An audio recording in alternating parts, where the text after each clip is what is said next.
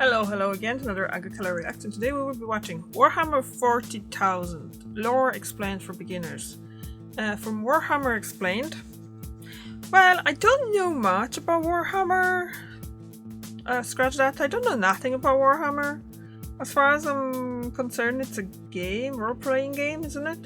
And I only know about it because I know that Henry Cavill is gonna be involved in making live action their movie or series about it, and that he's a big fan of it. So I've seen something on his like Instagram and things like that, and I know of him that he likes fantasy and stuff because he was very outspoken about it when he was doing Witcher, that he doesn't do anymore, where it's a shame because he was great Geralt. So let's just watch and learn what it is about, because I'm starting to think I might be actually enjoying the thing, because it's kind of like a fantasy science fiction thing, so, and I like stuff like that, so let's go. Warhammer 40,000 has the craziest, most complex and deep lore I've ever seen in anything fiction. It is literally a meme in the community that trying to explain Warhammer quickly is impossible. But I actually think this is something of a rite of passage for Warhammer lore YouTube channels to attempt to explain Warhammer quickly. And so that's what I want to do with this video. I want to do my version of explaining all of Warhammer lore as quickly as possible.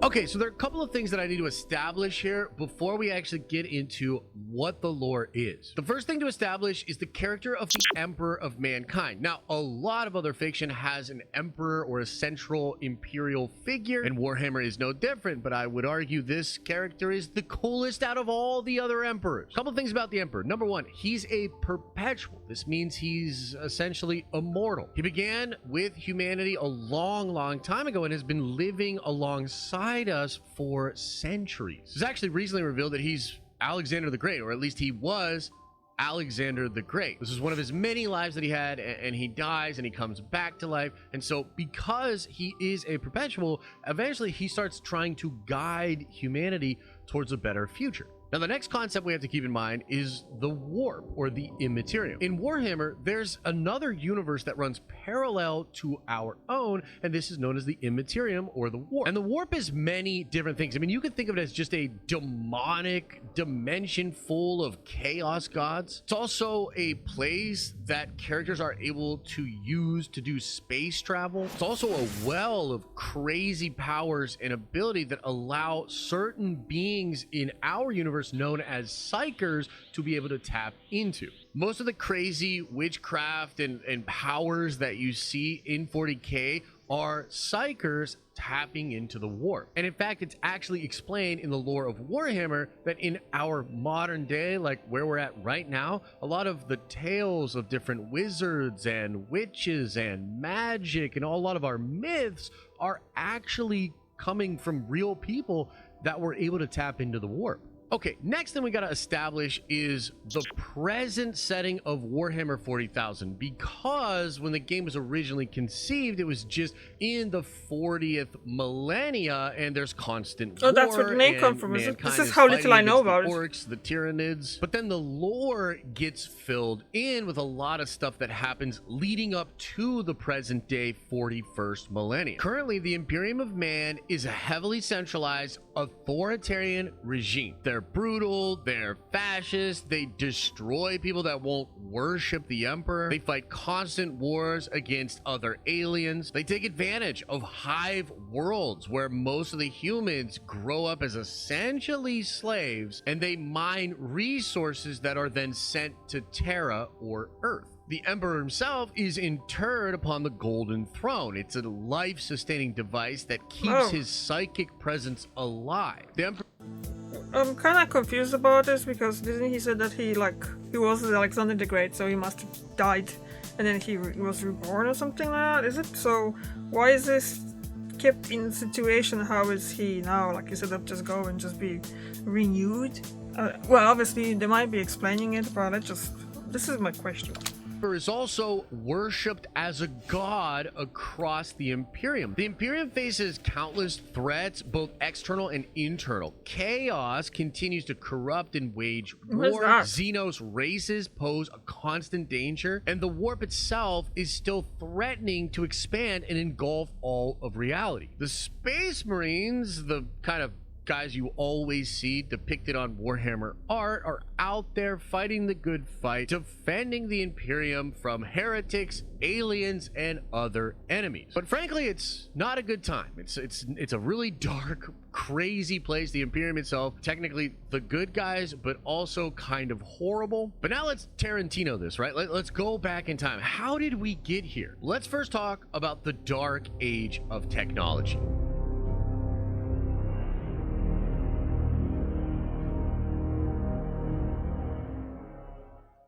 This goes back to the 25th millennia and lasts all the way to the 29th millennia. During this period, humanity made extraordinary advancements in science, technology, and colonization. They developed incredible feats of engineering, interstellar travel, and artificial intelligence. They also discovered the warp and were utilizing the warp in a lot of this technology. They created these warp capable starships that allowed them to travel across the galaxies. They created terraforming technologies, which also pulled on the power of the warp. And then they made maybe one of the most important things ever, and that is sophisticated AI. So things were going great for humans. Human colonies started spreading throughout the galaxy, and their kind of like a Blade Runner-esque massive. or Alien Bad stuff happened. First thing that happened were these Geiger's things called the Men of Iron, which were advanced artificial intelligences. Yeah, they became sentient and rebelled, turning against humanity and having a massive war. This war was known as the War of Devastation, and it resulted in widespread loss of life. The AI rebellion targeted human settlements, infrastructure, and military forces, causing a crazy amount of destruction. Entire worlds were laid waste, and the conflict escalated to crazy cataclysmic proportions. Eventually, humanity did destroy the Men of Iron and win the War of Devastation. But this led to a deep fear and a distrust of advanced artificial intelligence. So as a result, the use of AI and technology was severely restricted, and the Adeptus Mechanicus, the religious and technological organization, emerged to preserve the control of technological knowledge. This is very similar to what happens in the Dune series, where they also had a war with AI and then swear off AI totally. Really? But things didn't just get better after the War of Devastation. Okay, so I can't really say much because Dune have quite good few books, and I read the first one, started the second one. I could not go through the second one. It was too psychedelic to me. It was just like, it was hard to read. For me anyway. I know people did, but I even seen some memes saying that, oh, the first one it's fine, the second one, it's still okay, the third one is, and like you're going forward down into the next and next and next, you're just going to be more masochistic on yourself. So I'm kind of interested about all that AI thing with the Dune, but haven't gone that far. So in fact, the warp itself started going crazy in the galaxy, probably because of the advancement of all these humans and their emotional imprint upon it. A bunch of warp storms ended up cutting off interstellar travel, and various human civilizations fell into isolation, technological decline, and barbarism. So basically, humans got really advanced technology spread out all throughout the galaxy. Then their AI turned on them. They had a crazy war with AI. The warp itself went bananas, separated all of them, and all these advanced human colonies out there in the galaxy degraded into really barbaric, sometimes feudal states. This era was known as the Age of Strife, and it directly leads into the rise of the Emperor of Mankind and the Great Crusade. Swords? The only thing that I don't understand in all those kind of like things like that, it's when it's like in the future, and you have like spacefaring, you know, like we have went to not only into other planets in solar system, but as well, like other system, other galaxies even, and things like that. And then they're coming out with the swords on aliens. Like, I don't think we'll be going back in that. I know this is kind of like more of just this romantic notion of, you know, being like knights and stuff like that, I guess. It must be something to do with that. But the sword fighting in the future is just doesn't really feels true to me. It's more likely we'll be using like laser rifles and things like that. More kind of like, you remember the one from the weapons that the rifle that Zorg was selling in Fifth Element? It's the one that you basically shooting. You aim and you shoot once at someone, and then all of the bullets are going back to the same. Something like that, or stuff. Who else said something weird thing? Yeah, just no. I don't see swords in our future. My personal opinion. Someone thinks, I really think it's just kind of romantic notion on that part. But let's just go back.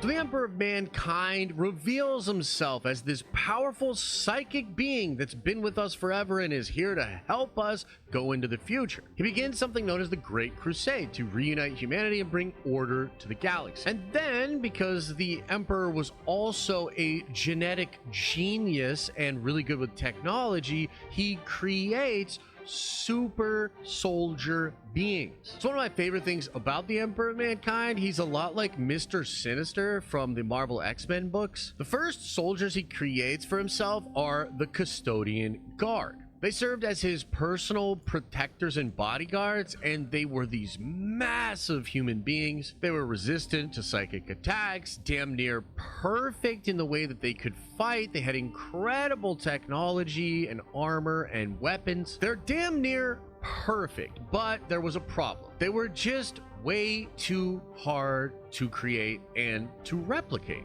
The Emperor couldn't really see himself conquering all of the galaxy with custodians. That would just take forever to create that many custodians. So then he created the Thunder Warriors. The Thunder Warriors were much easier to create than a custodian guard, but they were also crazy powerful, superhuman warriors. But there was a problem. The Thunder Warriors were unstable. But the Emperor figured they were good enough to conquer and unify all of Earth, or Terra, so he took part in what was known as the Unification Wars. And with the Custodians by his side, he and the Thunder Warrior army beat back all of these different warlords that were on Earth. The Emperor conquered all of Earth, but then he had him and his Custodians destroy all of the Thunder Warriors. Next up was the creation of the Primarchs. The Emperor created 20 genetically engineered beings infused with incredible power and leadership. He used some of his own DNA, some of his perpetual baby mama's DNA. And he also made some kind of a deal with the Chaos Gods of the Warp. It's unclear if he was given a portion of power from Chaos or if he stole a portion of the power of Chaos. But either way, he took some of the Chaos power of the Warp and infused it into these 20 Primarchs. But the Chaos... It's kind of a lot. Reminds me of the Greek mythology, isn't it? And bare feet, the Aristotle, Achilles, feet and heel, and then you have the fact that he took something from the gods and gave it to some lesser beings, just like a Prometheus, isn't it? Chaos Gods, who for now you can just think of as these demonic beings in the warp that are watching over what's happening in the material universe. Oh. Yeah, they didn't like that he was creating these 20 immortal godlike chaos capable beings. And so while these Primarchs were still infants, the Chaos Gods disrupted the Emperor's plans and scattered the Primarchs across the galaxy. However, the Emperor still had the gene seed from the Primarchs, which is basically just a bunch of their genetic material, and he used the genetic material to create the Space Marine chapters. And so then the Emperor had all of these different Astartes, all of these different Space Marines that are essentially the sons of these father Primarchs, and also they are essentially his own sons being made of his own gene seed. And then he goes out into the galaxy and he rediscovers each Primarch. Most of the Primarchs have become leaders of their respective domains on the different planets that they crashed on, but they all have unique upbringings, unique cultural influences, and also unique abilities. This is one of the best parts of the Warhammer lore, and it allows each one of the Primarchs to have like all kinds of unique attributes, and we're going to get into that, but for this video, we'll just kind of leave it there.